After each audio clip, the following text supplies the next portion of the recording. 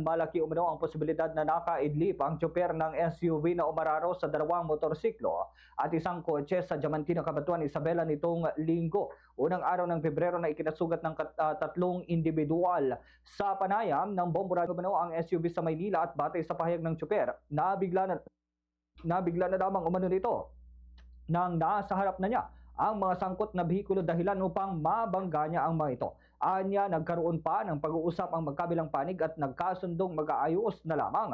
Sa ngayon ay hindi pa naglalabas sa pagamutan ang biktima o ang mga biktima. Subalit, nasa stable ng kalagayan ng mga ito. Sinagot na rin ng tsoper at may-ari ng nakabanggang SUV ang lahat ng gastusin ng mga ito sa pagamutan maging ang pagsasaayos sa napinsalang mga bihikulo. Samantala, aminado naman si Police Major Mabea na tumaas ang bilang ng mga road crash incident sa bayan ng Cabanatuan sa nakalipas na pagkakataon, kaya naman patuloy ang pakikipag-ugnay ng kanilang himpilan sa lokal na pamahalaan ng Cabanatuan para sa mga preventive measures.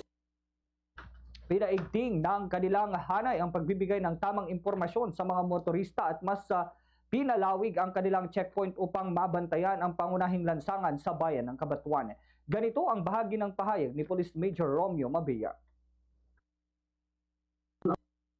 Our investigation po, sir, considering na po, sir, is tinanong namin, sir, kung may mechanical defect ba yung niya po, sir, sa sasakyan po, sir. Baka nagkaroon lang ng sudden control sa sasakyan po, sir. So, further investigation namin po, sir, is napag-alaman namin po, sir, na itong Fortuner, sir, yung driver is galing Maynila sila po, sir. So, kung tinanong siya namin, sir, is nabigla na lang daw po siya, sir, na nasa harap niya na yung, sir, yung tatlong other involved vehicles po, sir. So, based on our, sir, assessment namin, sir, most probably po, sir, malaking possibility na along the way while driving, sir, is baka nakaidlip tong, sir, tong driver ng Fortuner po, sir. Fast sa radyo! Bombo!